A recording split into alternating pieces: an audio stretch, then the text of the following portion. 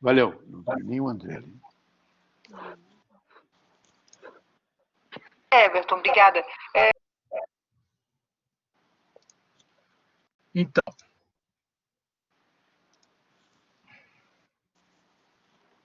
deixa eu iniciar aqui.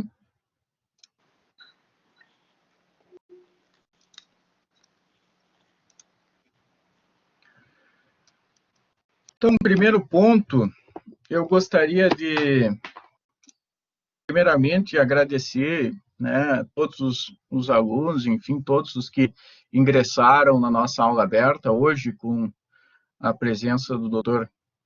Pedro Simon, senador da República, né, no Rio Grande do Sul, um baluarte da política brasileira. E é muito significativo para mim, né, professor de Direito Administrativo, receber na minha aula uma figura tão representativa, né, da política brasileira.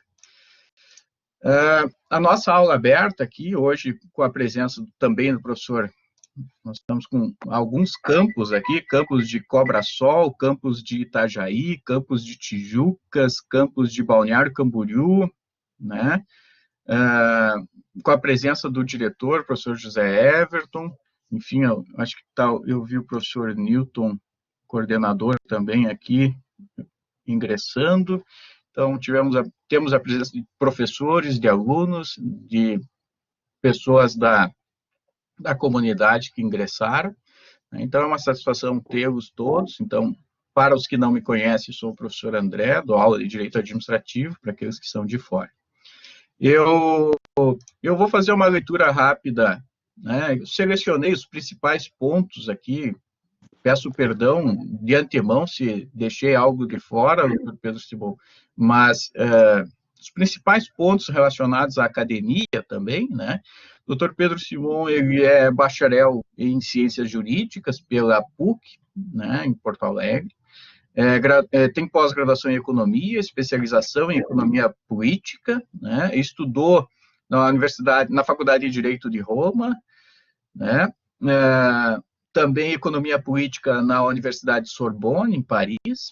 Foi senador da República no Brasil, um longo período, deputado estadual pelo Rio Grande do Sul, né? Vereador no Rio Grande do Sul, governador do estado do Rio Grande do Sul. Então, tem uma trajetória política invejável, né?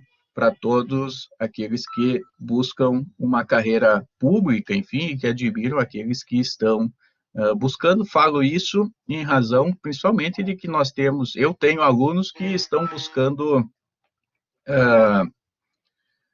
buscando concorrer à Câmara de Vereadores agora, né? Então, isso é um motivo também para incentivo à participação dos alunos e daqueles formados em Direito na área política, né? Enfim, os cargos devem ser por todos ocupados.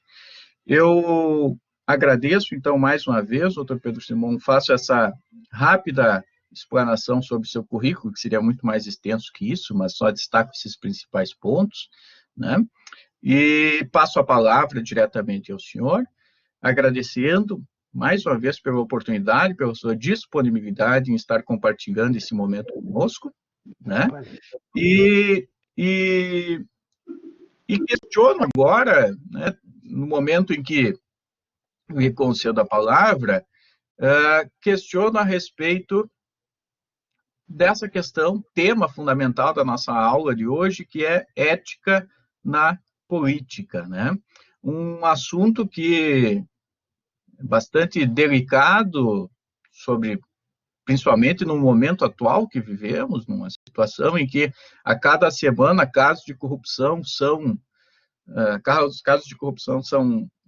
evidenciados pela mídia, enfim, né? Nós temos noticiado isso quase que diariamente e praticamente estamos tratando isso quase como uma normalidade, infelizmente, né?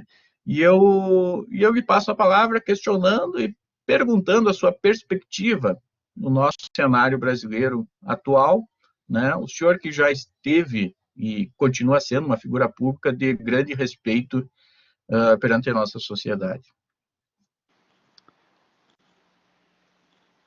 Muito bom dia, professor André, professores, jovens, que nesse momento, aqui no Rio Grande do Sul, uma manhã fria, uma chuva pesada, nem parece que já estamos em plena primavera. Olha, André, eu falo de coração, tenho 90 anos e 65 anos de vida pública. De mandato, comecei em 1959 como vereador em Caxias e ininterruptamente vereador, deputado, senador, governador, durante 65 anos até me aposentar há 4 anos atrás. A época que eu vivi é uma época realmente digna de ser analisada.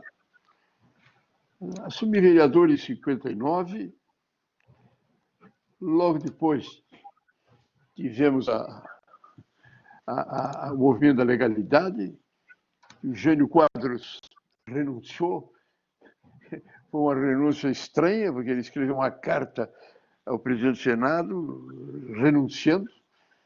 Depois ele queria voltar, mas não dava mais.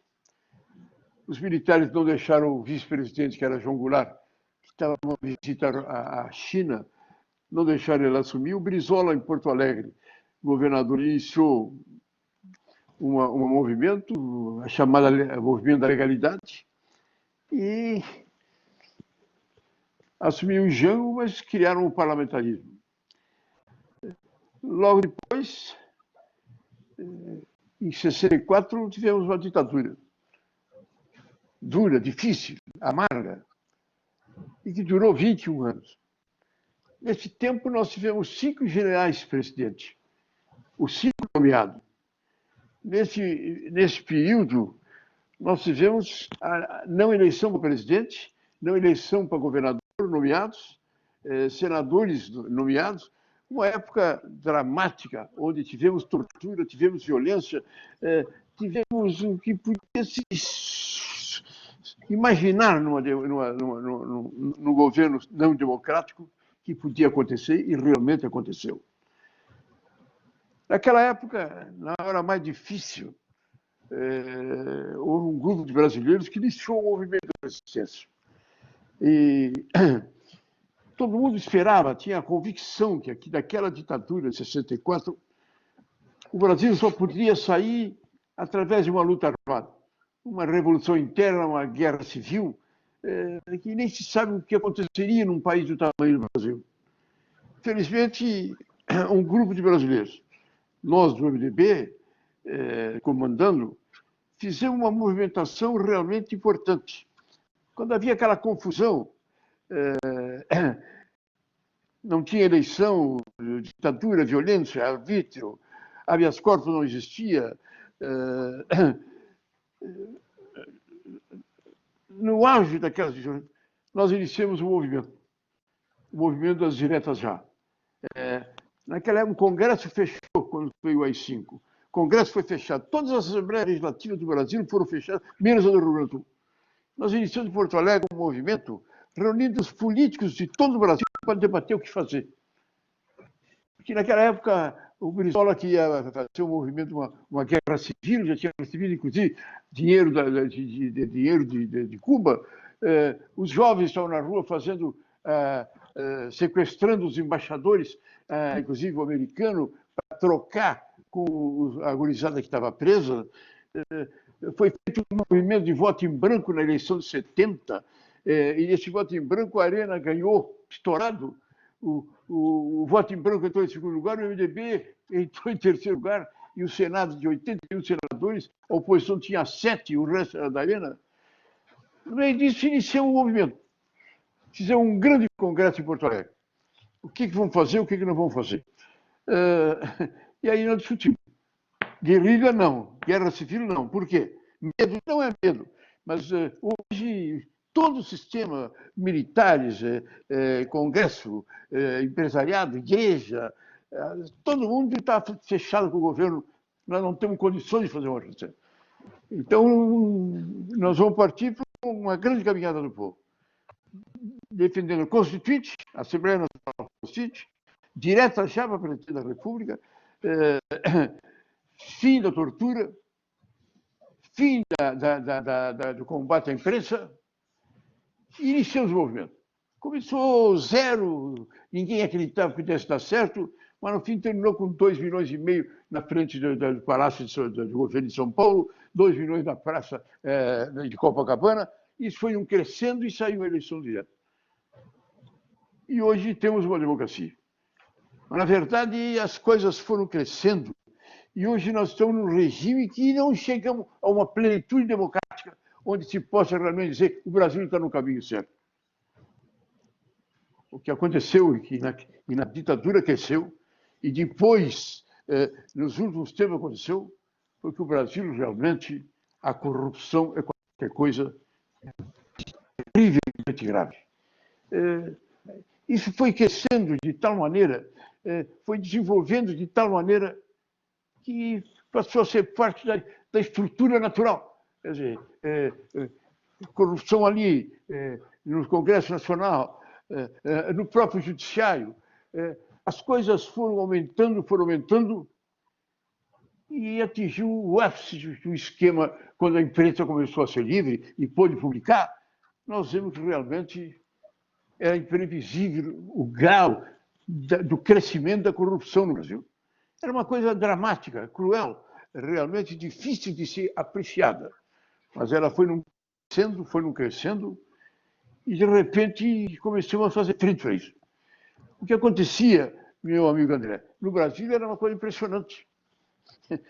O esquema da justiça brasileira foi se moldando, e então aconteceu o seguinte: roubar, todo mundo roubava. Se processava. Tive um ex-governador de São Paulo, o Maluf, teve uns 100 casos onde ele foi processado por corrupção. Foi prefeito de São Paulo, governador do estado de São Paulo. Em todos esses casos, ele nunca foi absolvido, mas nunca foi condenado. Nem julgado. Nem julgado. Quer dizer, não chegava ao final, porque o cidadão era processado, mas para ser condenado e ir para a cadeia, só se fosse condenado em última instância. E o que acontecia? Condenado pelo juiz. Ficava solto e recorria para a junta. Condenado pela junta. Ficava solto e recorria para o tribunal. Condenado para o tribunal. Ficava solto e recorria para Brasília. Tribunal Superior de Justiça. Condenado ali. Isso deu 5, 6 condenações. E o que acontecia? Prescrevia antes de chegar ao final. Passava o prazo e não... O processo era lento, ficava na gaveta de um procurador, ficava na gaveta do outro juiz. Nunca o cara era condenado. E nunca ia para a cadeia. Então isso foi crescendo. Não se viu em todo aquele período um deputado ser preso por corrupção, um empresário ser preso por corrupção, um político ser preso por corrupção. Ninguém foi preso. E a coisa foi não crescendo. A coisa foi indo. A Petrobras, se não fosse estatal, já tinha quebrado. Que a coisa foi feita de tal maneira que se elaborou no Brasil um plano diabólico. Os grandes empresários, as grandes empreiteiras que negociavam com o governo, a plataforma submarina, petróleo, aços, elas se reuniram esses empresários. Quando foi descoberto, o Brasil descobriu o petróleo no mar. Então foi uma grita, vai ter uma maravilha, nós vamos enriquecer, temos que fazer mil obras vão aparecer. Os empresários se reuniram e disseram: olha, agora o governo vai ter 1000 realizações, vamos chamar. Agora, se nós brincar entre nós vamos terminar fazendo a concorrência, vamos diminuindo o preço, e vamos terminar nos machucando e terminando nenhum ganhando. Então vamos fazer um acerto. Então eles organizaram um esquema onde eles se reuniam e as empresas, na hora de aparecer diante de uma solicitação, de uma obra a ser feita, eles se acertavam. Vários apresentavam a proposta, mas um era aquele que ia ganhar. E aquele que ia ganhar tinha garantido o apoio dos outros. Então, o que aconteceu? Foram feitos obra pela metade, pelo preço muito inferior, deu uma confusão, uma desmoralização tão grande que o negócio implodiu. E teve um juiz Moreno, espetacular, que realmente teve a coragem de tomar posição. E lá, numa CPI, diga-se isso, uma CPI tão dramática e tão difícil, porque no Senado, eu e alguns senadores tentávamos criar uma CPI sobre as empreiteiras, mas não deixavam. Alguns senadores, algumas pessoas estavam comprometidas com aquele esquema, não permitiam que se criasse uma CPI. Ou quando se criava uma CPI, não se deixava que ela andasse, que ela desenvolvesse. Parece mentira, mas acontecia isso. A CPI da Lava Jato, a CPI do Salão, nós pedimos. Sarney, presidente do Senado, não deixou ela se criar. Lula, presidente da República, também não deixou criar a CPI. Entrou no Supremo. E o Supremo, numa decisão histórica, mandou criar a CPI. E a CPI saiu. E essa CPI desenvolveu, andou, o presidente do Supremo da época, tudo espetacular, teve coragem. E, na verdade, o Lula foi condenado. E aí veio a Lava Jato. E veio essa coisa fantástica. O Brasil, que nunca um esquema, um processo, tinha condenado quem quer que seja por corrupção, presidente da República, presidente da Câmara, ministros, generais, deputados, senadores, uma montanha de gente foi condenada. Foi condenado. E a coisa começou a mudar. Na verdade, nós temos que fazer, porque, olha, André, poderia perguntar, mas lá no Senado, nesses anos, proclamada a democracia, o regime eleito, as liberdades asseguradas, não havia uma questão mais drástica do que combater a corrupção no Brasil.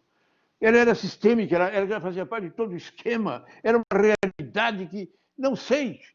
E outra coisa, ela desmoralizava o governo, desmoralizava o Congresso, desmoralizava a justiça, desmoralizava as instituições, e a gente não sabe onde ia parar. Tive que entrar no Supremo. E o bravo presidente, o Supremo mandou instalar a comissão. E as coisas vieram a claro. E as coisas vieram a claro. E as coisas se esclareceram. E as coisas têm um avanço. As pessoas condenadas, os processos sendo julgados. Pode parecer o seguinte, alguns dizem, mas isso não é o mais importante. Temos que... o problema da economia, o problema do emprego, o problema de... Claro que sim. Mas um país onde a corrupção está em tudo que é lugar, onde não se tem a capacidade, a competência de fazer com que o povo tenha a respeitabilidade e a credibilidade generalizada, não se podia esperar muita coisa. E as coisas andaram. Perfeito. E houve uma pessoa espetacular, que foi o juiz Moro. Ele, com grande competência, com grande capacidade, desenvolveu. Não foi fácil chegar a esse termo. Os jovens devem se entender, ouviram falar, na célebre Operação das Limpas, na Itália. Essa operação foi realmente significativa. Foi a primeira vez no mundo moderno que houve um esquema realmente de botar a nu a corrupção no país e teve um sucesso muito grande. Eu fui à Itália e os principais procuradores da Operação Mãos Limpas, nós trouxemos ao Brasil. Vieram aqui, debateram. Aquela época, no governo do Fernando Henrique, o procurador-geral era um homem que não houve, todo o governo dele, ele foi procurador 8 anos, não houve uma condenação. Ele não fez uma denúncia, tudo ele arquivava, pedia. Não andou nada. Foi nessa oportunidade que vieram os homens, os procuradores da Itália, e fizeram um longo debate, uma discussão, e digamos assim, que um grupo de procuradores que estavam na margem, o Brindeiro, que era o procurador-geral, era um escândalo, um escândalo. E o Fernando Henrique deixava, e nós gritávamos, e nós protestávamos, e não acontecia nada. Quando vieram esses procuradores da Itália, e se reuniu com os procuradores jovens, e se formou um esquema de debate e de discussão, e aí veio a Operação Lava Jato. E a Operação Lava Jato realmente foi espetacular. Mas ela foi tendo revés, de repente, o general ali, o presidente da República, o ministro, não sei do quê, o grande empresário, as grandes empreiteiras do Brasil, marcadas, machucadas, na cadeia. O presidente da República na cadeia. Houve uma reação. E a reação, uma resistência. Essa resistência foi feita num contexto geral. Os empresários, os deputados, os senadores, as pessoas envolvidas. E houve essa resistência. E a coisa continuou andando, mas mais devagar. Aí se elege o Moro. E o Moro, eleito presidente da República, teve uma decisão muito importante. Ele decidiu, colocou o Moro de ministro da Justiça e ministro da Defesa. Deu as duas partes, de segurança, deu as duas partes para ele. E disse que ele tem apoio total para fazer o que tem que fazer e dar os responsáveis. Mesmo que sejam meus filhos, disse o Moro. Eu achei que essa atitude do presidente. E a outra dele indicar o Guedes, ministro da Economia, e reunir em torno do Guedes Fazenda, Desenvolvimento, Minas e Energia, Banco do Brasil, Banco de Desenvolvimento, Banco Central.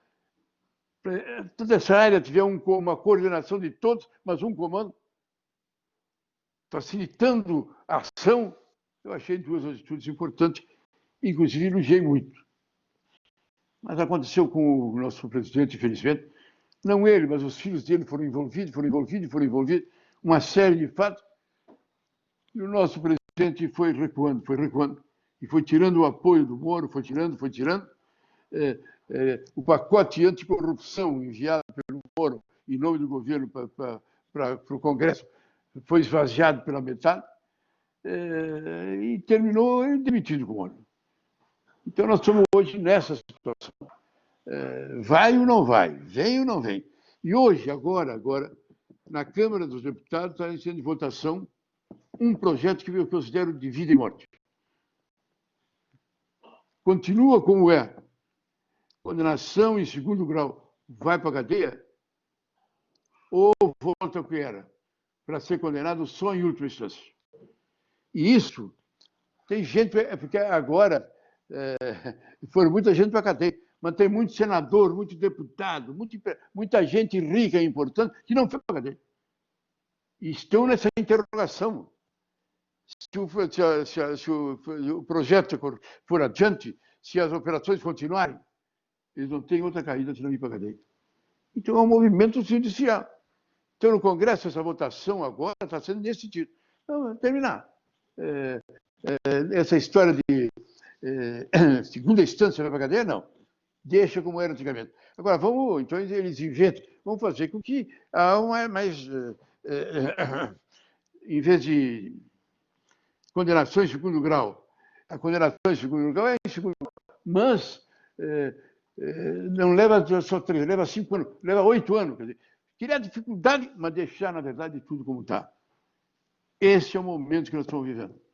E, infelizmente, nesse momento, o governo recuou. O presidente da República não é mais o mesmo. É verdade, houve uma complicação envolvendo os filhos dele aqui, lá, e então eu vejo com grande amargura que talvez o Congresso Nacional termine votando a lei que determina que não possa mais haver prisão em segundo grau, e a Operação Lava Jato vai para o seu final. Doutor, me interrompendo rapidamente, fantástico a sua brilhante explanação, fez toda a construção política, né, e histórica do Brasil, fantástica.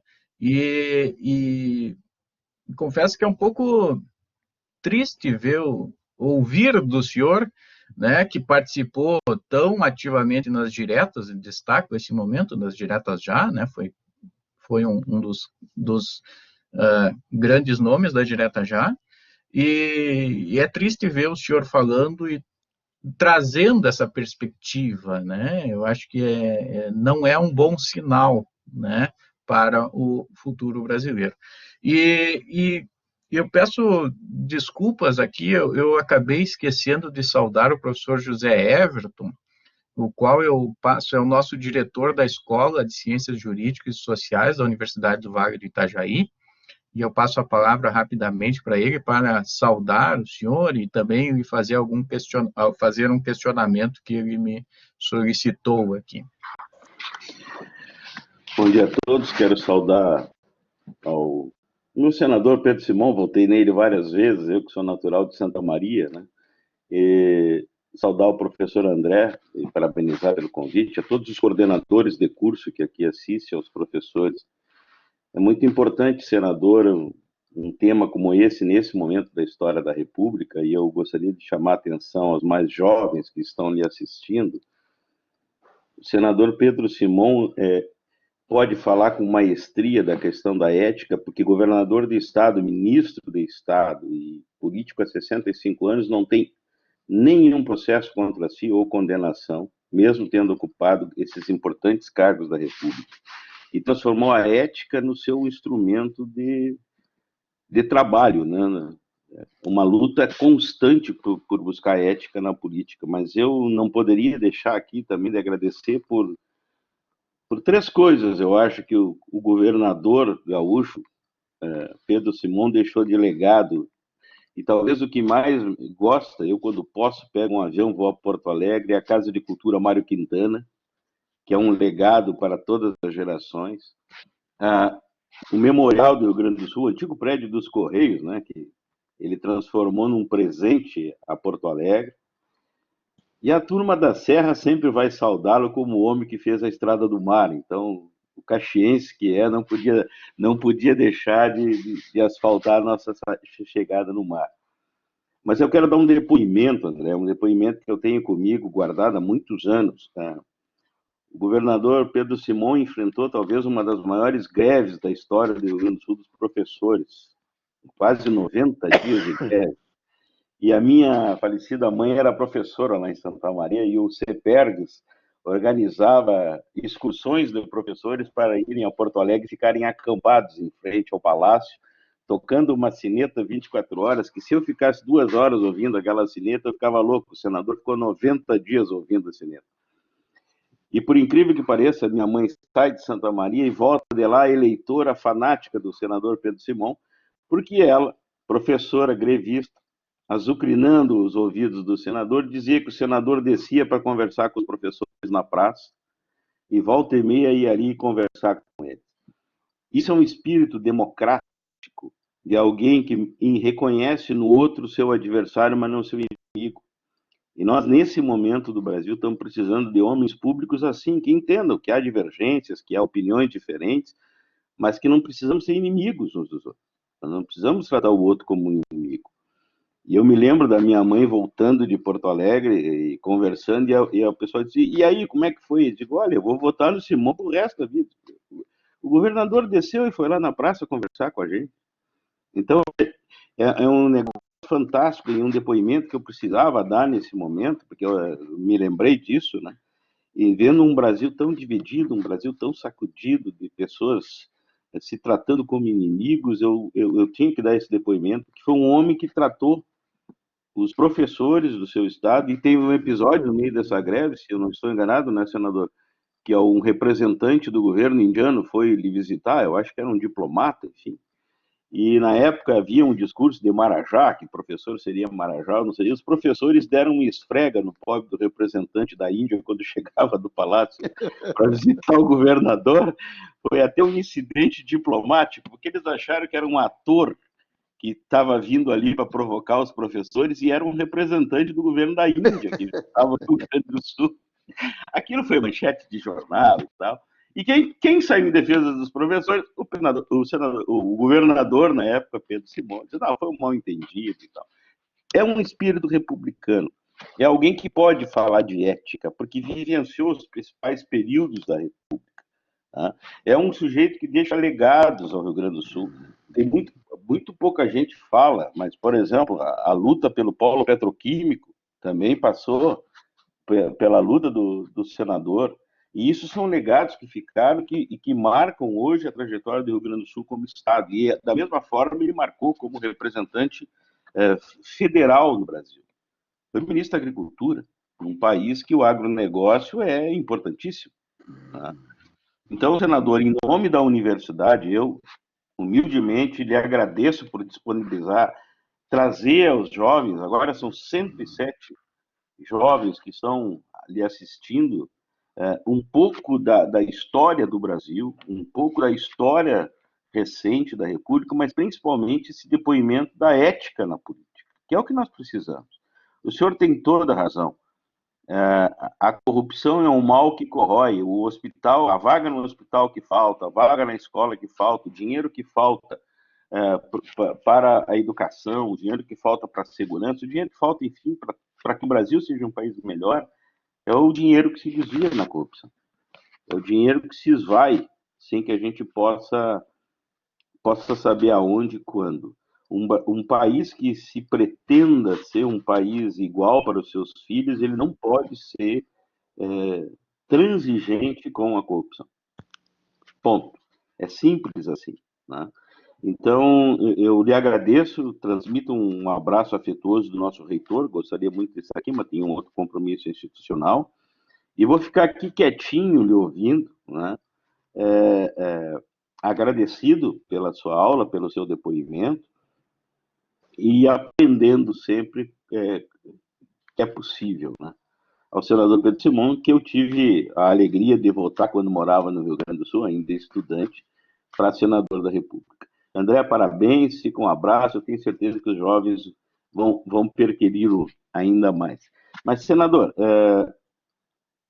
como, se eu pudesse lhe fazer uma pergunta, principalmente esses jovens que são candidatos a vereadores e tal, e o senhor, eu me lembro de uma entrevista sua que o senhor disse, eu tenho alguém aqui no meu gabinete encarregado de hora em hora ficar consultando os meus extratos bancários, porque se eles quiserem me derrubar, basta que eles apareçam um depósito nas minhas contas que eu não saiba de onde é que saiu. E o senhor tinha alguém só para cuidar da sua conta bancária para não aparecer um depósito lá que o senhor não pudesse explicar. Então veja a que ponto nós chegamos na República.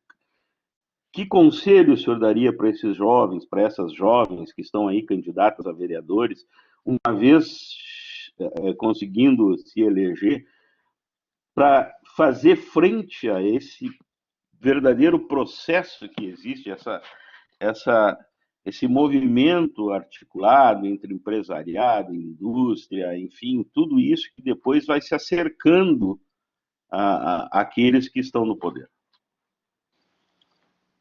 Olha, meu querido diretor, uma alegria muito grande em conversar comigo. Eu vejo com alegria os gaúchos parecerem, vencerem em Santa Catarina, vejo com um certo ciúme, porque hoje a maioria dos gaúchos pergunta o que tu pretende na tua vida? Eu pretendo me mudar para Santa Catarina. Alguns, quando já estão encontrando a idade de se aposentar, querendo ir para Florianópolis. Florianópolis é uma espécie de ilusão encantada para todo mundo. E nós vemos realmente, eu vejo realmente, com muito carinho o crescimento de Santa Catarina. Eu tive um grande amigo em Santa Catarina, que foi Luiz Henrique, 8 anos prefeito ali da terra dele, e mais 8 anos governador, e mais 8 anos senador. Tinha um grande futuro para o Luiz Henrique, infelizmente morreu no auge do seu prestígio, mas eu falava para ele que me encantava ver o crescimento de Santa Catarina, o desenvolvimento, a alegria com que aquele povo vivia, tratava. Eu tenho feito várias palestras nessa região. Em Itajaí eu já fui mais de uma vez. Eu quero dizer que vejo o povo de Santa Catarina como um povo que tem garra, que tem vontade de descobrir o caminho. Nós, no Rio Grande do Sul, infelizmente, vivemos uma época difícil. Uma época realmente muito difícil. A nossa economia desarranjada, as nossas contas em grande dificuldade. O governo federal, de uma modificação profunda, terminou com o imposto de exportação de produtos primários. É certo, produtos primários, pagar imposto diminui a concorrência dele com outros mercados. Então, tirou. Mas o Rio Grande do Sul tinha uma entrada de impostos de exportação de produtos primários, era um dos grandes alicerces do nosso orçamento. Tiraram. E o que aconteceu? O Rio Grande tem uma dívida que está aumentando cada vez mais. Hoje são 58 bilhões que nós devemos, que não estão pagando para o Supremo uma medida, uma decisão do procurador mandou parar a cobrança, mas a qualquer momento essa medida pode cair. Essa é a situação da economia do Rio Grande do Sul. Vocês realmente é uma alegria ver Florianópolis, é uma alegria ver esse vale de vocês aí, é qualquer coisa de muito grande. E eu quero te dizer, meu querido diretor, que bom que você está aí, vencendo aí. Mas eu também, talvez, gostaria de ver aqui na feia, sem graça, botar lá em Florianópolis, lá em Camboriú, não digo, porque é difícil, muito grande. Quer dizer, eu fui passar em Camboriú e ficaria, os caras me disseram, não, aqui o problema nosso aqui é que nessa beira do mar, aqui não ninguém pode ficar, porque as horas de sol são muito pequenas, os edifícios são tão altos, 30 e não sei quanto andar, mas é uma situação de pujança, realmente espetacular. Acho que nós vivemos um momento em que eu sinto que, ao lado dessa hora dramática que nós estamos vivendo, essa epidemia, eu estou aqui na Rainha do Mar, eu e a minha mulher, estamos aqui. Eu estou fazendo uma meditação que eu sempre quis fazer, saber? Me recolher, analisar, caminhar, ver as coisas, são tanta correria, são 65 anos e tantas coisas que eu nunca tive essa possibilidade. Eu estou aqui com muita humildade, olhando, refazendo a minha vida, desde gurizinho lá em Caxias do Sul, filho de descendência árabe, no meio dos italianos, a minha convivência com eles, vindo e chegando no dia de hoje. Essa reflexão me faz pensar, refletir, analisar e achar que realmente o Brasil, com as dificuldades que ele está vivendo, ele ainda nós temos que analisar o que nós podemos fazer pelo nosso país. Repara você, hoje, e cada vez mais, a produção agrícola é importante, é fundamental, que se é uma coisa que a pessoa tem que fazer é comer. Ele precisa ter alimentação. E essa concorrência, essa procura de alimentação, esse mercado de produtos primários vem crescendo e desenvolvendo de uma maneira impressionante. E o Brasil é um território, é um continente. É um continente que tem todos os climas e todas as perspectivas de crescimento. As maiores reservas de terra agricultável do mundo estão no Brasil. Se nós estamos vendo o Brasil aumentar de população de 1 bilhão para mais 1 bilhão, para mais 1 bilhão, a alimentação, onde vão buscar alimento? É no Rio Grande do Sul que estão as maiores reservas de terras agricultáveis. As maiores reservas de água doce do mundo estão no Brasil.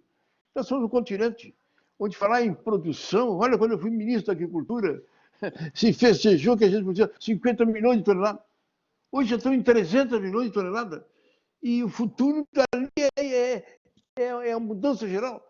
Porque no momento que nós vivemos essa estupidez na Amazônia, onde há uma irresponsabilidade geral da maneira de conduzir e desenvolver, E também, se o mundo de um lado merece o nosso respeito,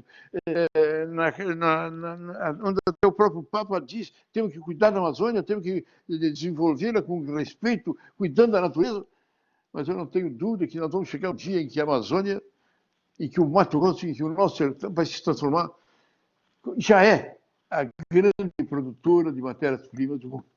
Então o Brasil tem o futuro na sua frente. O futuro na sua frente. Mas, de certa forma, a gente se interroga por que a gente não entra no caminho certo? Por que a gente não vai nas coisas como devem ser feitas? Por isso, meus jovens, você que está lá, vereador, eu me lembro, eu era jovem que nem você quando fui vereador, numa cidade pujante de crescimento, que era Caxias do Sul. A grande preocupação que a gente tinha era de como fazer as coisas, como desenvolver as coisas. E você, como vereador, vai adiante. Em primeiro lugar, a rigidez dos seus princípios, da tua maneira de ser. Em segundo lugar, faça a coisa certa e te preocupe com o teu município e com a tua responsabilidade. Se o mundo te florir, se você der certo, se as coisas fossem adiante, vale a pena. Vale a pena seguir a vida pública.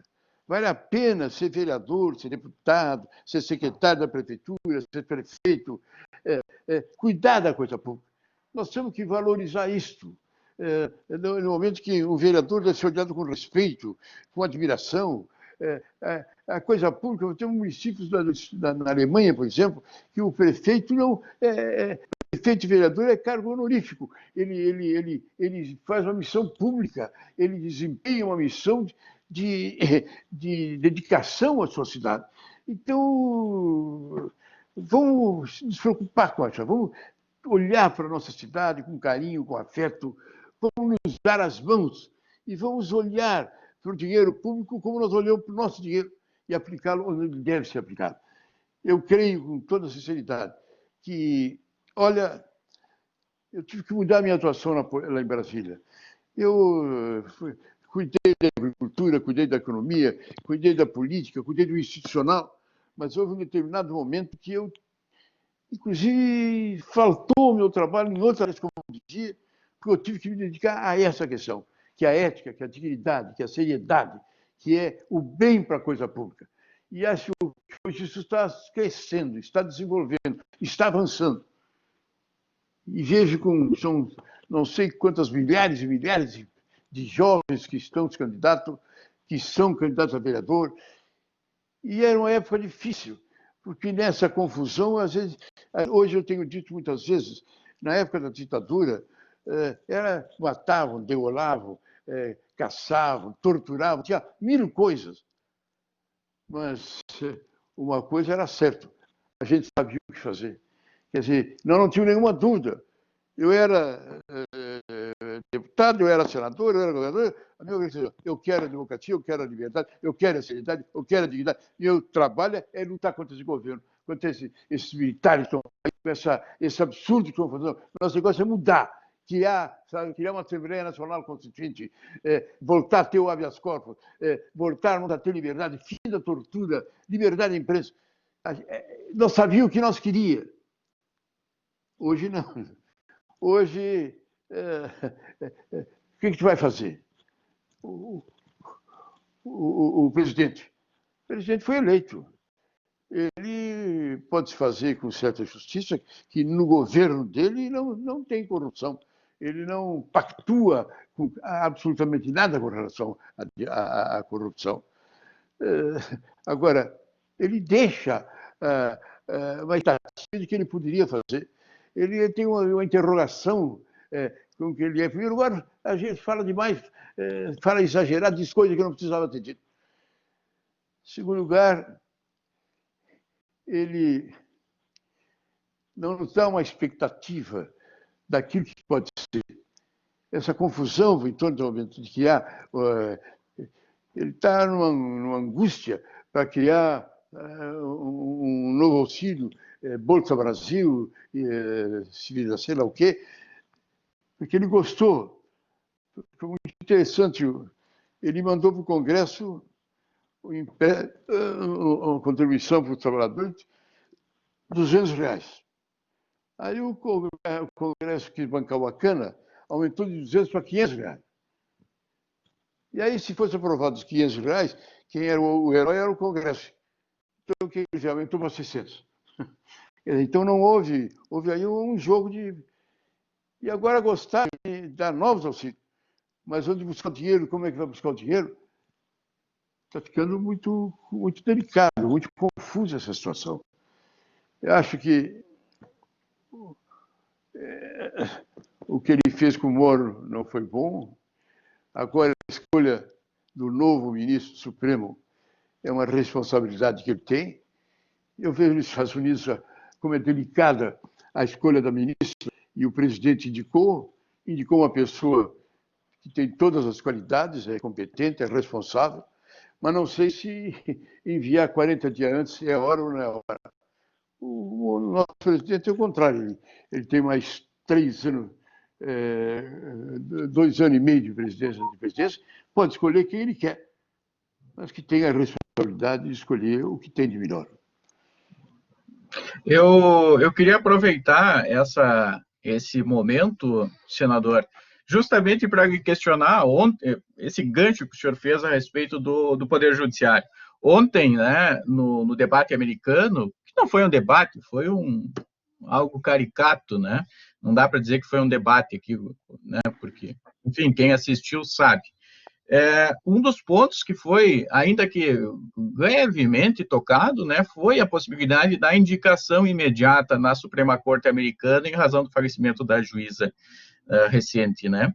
E por que eu não estou trazendo um caso americano, é só mais para fazer esse link, né, esse vínculo, mas o que eu quero me questionar é que muitas vezes nós, né, vimos no dia a dia, na mídia, enfim, onde for, diversos questionamentos acerca dessa interferência, né, da independência dos poderes e tudo mais, os poderes harmônicos entre si, em razão da indicação para a composição do STF, né? E dentro da composição do perdão, e a indicação de ministro do STF é um ato, né, dentro da matéria de direito administrativo, nós temos atos simples, complexo e composto, é um ato que depende de manifestação de vontade do Senado Federal, né? E o senhor, na qualidade de senador, com certeza participou de diversas sabatinas de ministros, né, de candidatos a ministro do Supremo Tribunal Federal. Inclusive, daqui uns dias, nós teremos a participação do ministro Nelson Jobim também numa aula nossa. E eu quero lhe questionar o senhor, na sua visão política, né, na sua visão, na sua vivência, essa Corte Constitucional nossa, essa composição da Corte Constitucional, enfim, quais são as suas considerações a respeito desse tema? Nós estamos vivendo um momento inédito na atuação do Supremo Tribunal. Há um envolvimento, eu diria quase que um pouco exagerado dos ministros do Supremo. E há uma confusão de decisões que a gente não sabe onde termina o presidente e começa o Supremo, onde termina o Supremo e começa o Congresso Nacional. E isso não é bom. É importante a convivência desses poderes. Você vê os Estados Unidos, nós somos 11, eles são 9.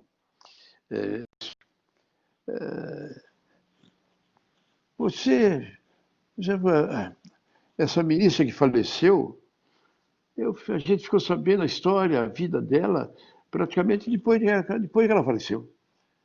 Porque é muito difícil você ver um ministro da Corte Americana dar uma entrevista, falar, dizer. Eles falam lá, não, eles falam nos autos. Então, a rigidez. Quando o Supremo que apresentou a TV Justiça, e passou a transmitir ao vivo as sessões do Pleno do Supremo, eu achei muito bacana. Achei a abertura da democracia, o agradecimento. Mas ali criou uma vitrine. E aí tem ministro que fez voto de 5 horas. E aí começou a fazer uma polêmica entre eles e as coisas vieram a nu. E hoje o Supremo, as figuras do Supremo quase que são iguais aos parlamentares. A gente gosta de um, não gosta do outro. Então está ficando um momento realmente muito difícil o que é Supremo, o que é Congresso e o que é Presidente da República. Nós estamos num debate que realmente, eu não sei, mas tem gente que acha que a escolha direta do presidente, dos ministros, devia ser substituída. Devia ter uma espécie de um colégio composto de representantes da Câmara, representantes do Supremo, representantes da Presidência da República, representantes da sociedade para escolher. Eu acho que aí seria até pior do que é. Mas acho que o Supremo... E isso, com todo respeito, é esse problema da corrupção. Esse problema que foi crescendo, foi crescendo, foi crescendo, e fomos fazer justiça. O Supremo, com todos os problemas, que teve a grandeza de fazer esse trabalho. Ele iniciou os procuradores e o Supremo, o bravo presidente do Supremo, que tiveram a coragem de criar as mãos limpas, coragem de caçar o mandato do presidente da República, caçar o mandato do presidente da Câmara dos Deputados,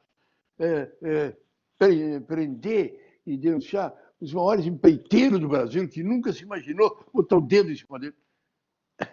Eles estão fazendo isso. Eles estão fazendo. E é uma pena que o presidente da República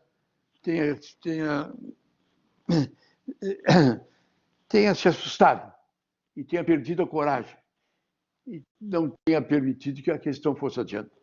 Olha, o problema é o seguinte, então algum ministro supremo disse, mas o Moro falava com o procurador, o procurador falava demais, não sei o quê. Mas vamos falar com toda sinceridade. O mar de corrupção existe. Dá para dizer que alguns caras que foram condenados, o presidente da Câmara não merecia ser condenado? Repara os grandes empreiteiros, quando eles fazem a delação premiada, eles não contaram os escândalos bandadeiros que eles fizeram. As coisas aconteceram. As coisas aconteceram. E hoje, o Brasil está nesse momento histórico. Ele tem coragem de continuar, ou não sei, sinceramente, eu não sei como é que vai terminar. É bem isso, eu compartilho da sua manifestação. Nós temos um aluno aqui, o Bruno, que pediu para fazer um questionamento ao senhor. Eu peço que ele abra a câmera e o microfone para questionar. Isso. Oi, professor, está me escutando? Sim, tudo bem. Oi, bom dia aos colegas. Eu fico muito feliz de estar aqui com a presença do senhor Pedro. Eu morei em São Sebastião do Caí, no Rio Grande do Sul, entre Caxias e Porto Alegre. Ali em 2014, 2013, não me recordo muito bem a data, e eu iniciei o direito na Unicinos, em São Leopoldo. E eu ia para essa universidade de moto, era uma 125, era bem complicado para mim, ali é bem frio, né? Pegar aquela via, e eu quase me acidentei ali, eu era com uma motinha pequena, era de noite, eu sou de Itajaí, aqui de Santa Catarina, mas estive por lá, e eu sentia muita dificuldade, passei por muita dificuldade lá.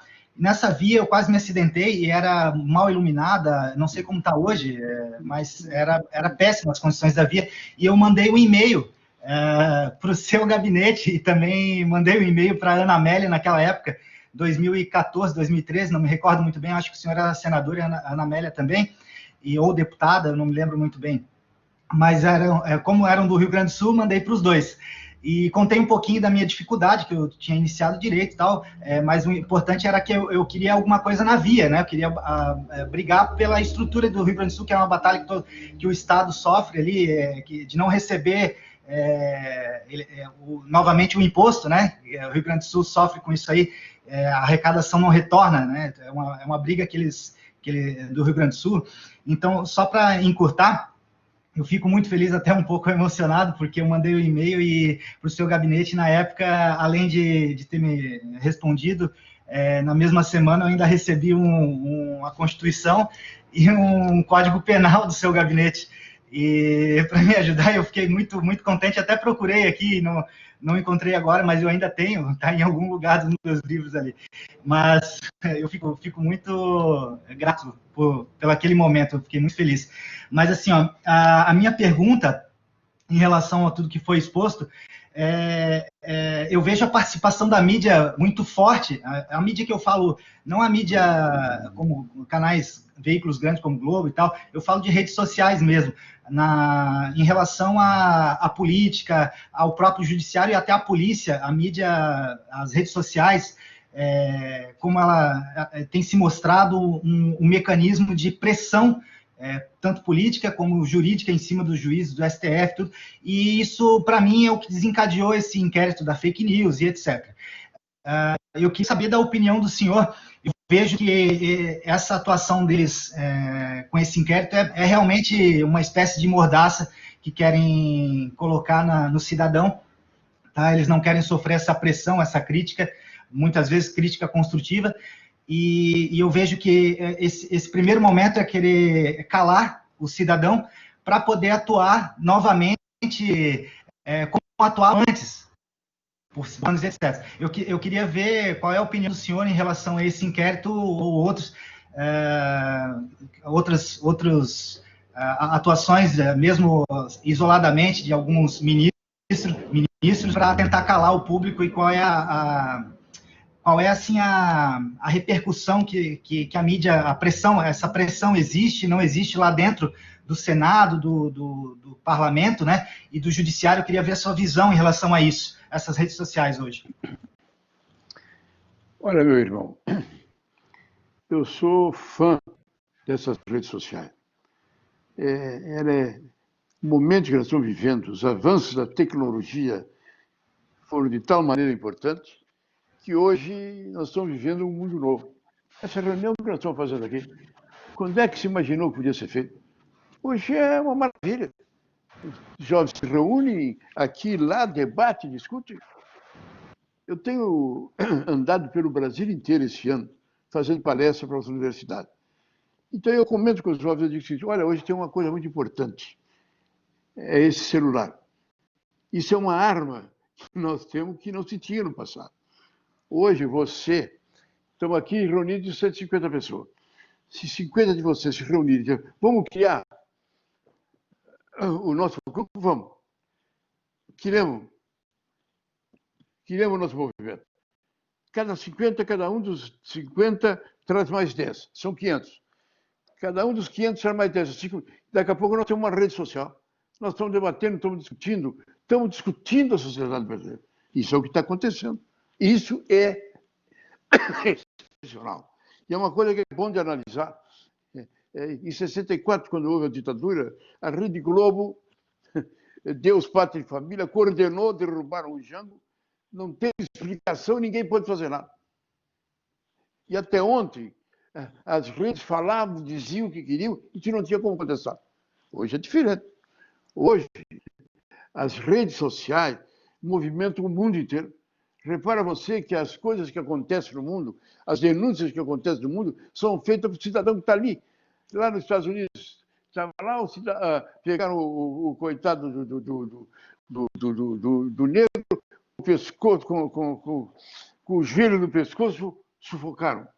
Tem uma rede social. O cidadão está ali, filmou aquilo e passou pelo mundo inteiro. Então, hoje, as redes sociais são importantes e tem uma maneira de ver, de debater, de analisar a sociedade. Agora, o que o governo fez? Eu concordo que as redes sociais, ao lado disso, tem hoje uma desgraça, que são as notícias difamante. As notícias falsas, o desenvolvimento de repente aparece uma notícia, uma denúncia falsa. Fake news. As fake news. E quem é que pode responder? É horrível isso. Então, o que o governo fez? O governo fez uma regulamentação e o que é que ele fez? Criou a censura. Quer dizer, as fake news, quer dizer, notícia falsa, o governo vem e tira. E acabou. Até nesse ponto, senador, eu acredito que a lei de imprensa já teria a resposta para as fake news, né? Mas é evidente. Eles criaram um conselho e esse conselho analisa e tira do ar. Não tira do ar. O que o conselho tem que fazer é, você disse bem, a lei de imprensa, a legislação existe. Eu sou contra a denúncia caluniosa. Eu sou contra essa barbaridade que mexe com a vida, a dignidade, a seriedade das pessoas. Tem que ser punido, mas não com a censura. Nós tivemos censura em 64. Não que os caras criaram um conselho e esse conselho vai lá e retira. Não. Esse conselho vai lá e denuncia. Ó, tu publicou essa denúncia, tu é denunciado e vai pagar. Mas não impedir de publicar. Quer dizer, essa é uma das coisas realmente graves que estão acontecendo. Não, eu concordo com a sua manifestação e eu acredito que nós já temos mecanismos legais para rever. Evidente. Os caras simplesmente criaram censura, de novo. Na época da ditadura era um capitão, um coronel, que ia lá na redação do jornal, essa sai, essa não sai. O Estadão de São Paulo publicou página de página. As notícias que ele tirava, ele botava uma receita de comida, ou então uma poesia do poeta Bilac. Absurdo. Estão querendo recriar isso hoje. É a maneira do governo atuar, é a maneira dele ter de atuar. Bem, doutor Pedro Simon, tem uma última pergunta aqui de uma aluna, Patrícia, ela escreveu a mensagem aqui, já vamos então finalizando com o questionamento dela, já que é uma perspectiva também para o nosso Rio Grande do Sul, aí, nosso estado.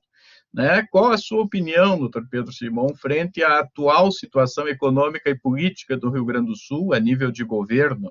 A Patrícia, a aluna, ela diz que ela é gaúcha e também anseia por bons ventos, né, da economia, que eles retornem para o Rio Grande do Sul.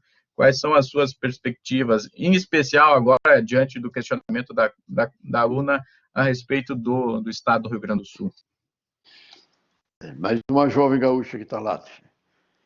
Olha, nós temos um governo responsável, eu tenho o maior respeito por ele, e a situação que está aí não é da responsabilidade desse governo nem do governo anterior. É que os anos foram se passando. Eu, quando fui governador, ainda consegui asfaltar 2.200 quilômetros de estrada. Eu consegui realizar obras realmente significativas e importantes. Mas as coisas vieram se deteriorando. O Antônio Brito, quando governador, o Estado do Rio Grande do Sul tinha uma série de dívidas, banco estrangeiro.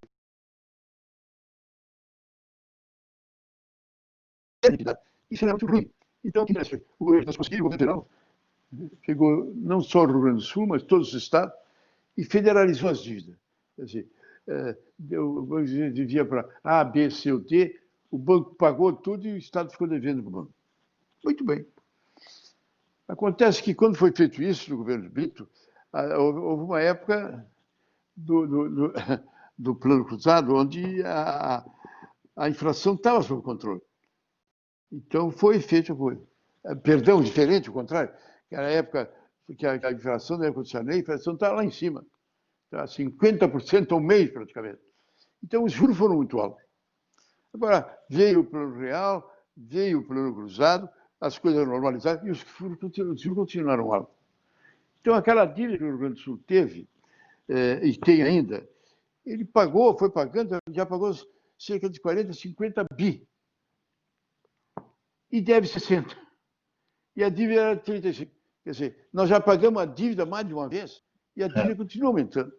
Quando foi votado essa matéria no Congresso Nacional, eu era senador e gritei, olha, isso é uma verdade. Está certo que o governo vai tirar o imposto de exportação.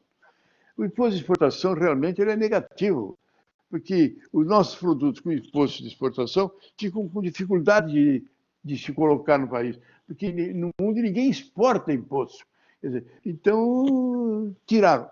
Exportação não paga mais imposto.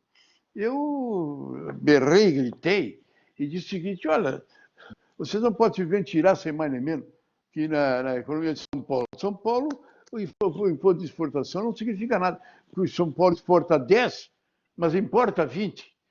Então, tem a compensação. Agora, o Rio Grande não, o Rio Grande exporta 30 e importa 5.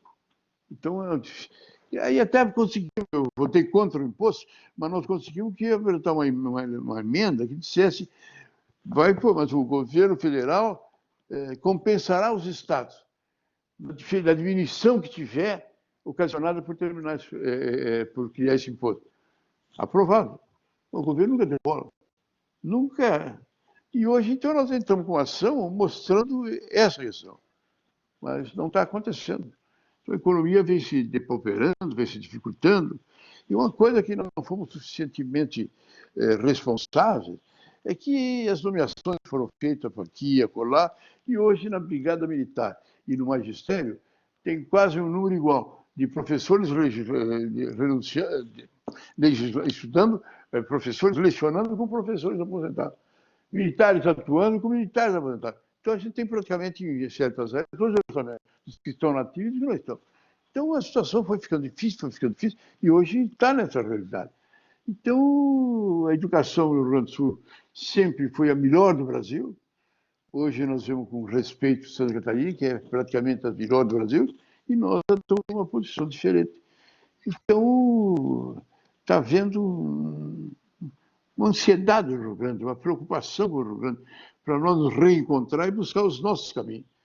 Eu creio que isso está sendo feito, vai ser feito, mas nós temos que realmente botar o pé no chão e fazer essa luta que é difícil para o Rio Grande recobrar a sua credibilidade, a sua seriedade e caminhar no futuro.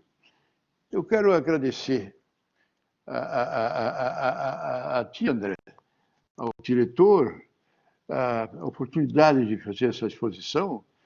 Eu me sinto muito bem, acho que para quem tem 90 anos, falar com os jovens, ainda que a gente não se enxergue, mas eu não sei até que ponto eu posso ajudá-los, mas eles me ajudam permitindo essa conversa e esse debate. Eu acho que nós vamos adiante, eu sou um otimista. Eu acho que o Brasil tem um encontro marcado no seu destino. Eu não tenho nenhuma dúvida que essas coisas haverão de passar, mas o nosso futuro, o futuro do Brasil deverá ser escrito e deverá ser feito. Não pode ter uma grande nação que nem a nossa, o nosso povo que não tem ódio, não tem de vingança, nem de luta, nem de conquista. Nós somos um país sereno, tranquilo, que tem tudo para ser uma grande nação. Eu não tenho nenhuma dúvida sobre o nosso destino. É grande país. Peço apenas que a gente, principalmente a minha geração, pare de atrapalhar o crescimento do Brasil.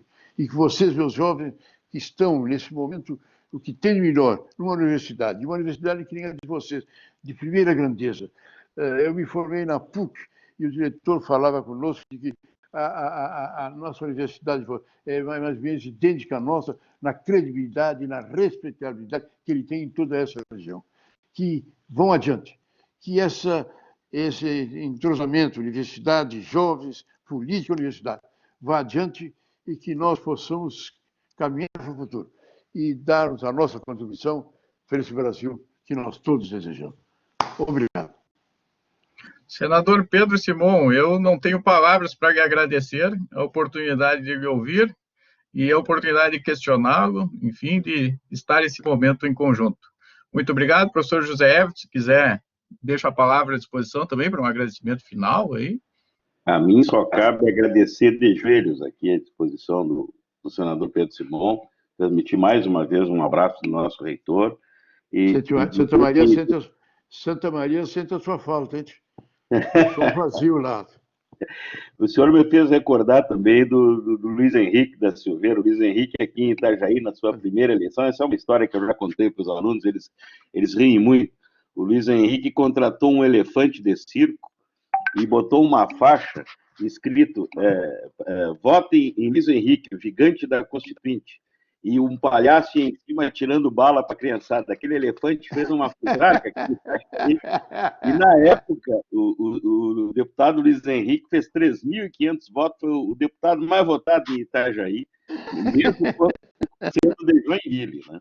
Então o senhor recordou bastante dessa passagem do Luiz Henrique, que foi um gigante aqui em Santa Catarina também, tá? Muito obrigado, senador. Continue preocupado com o Brasil. O Brasil precisa de homens da sua envergadura, agora nessa missão de trazer esperança aos jovens. Tá?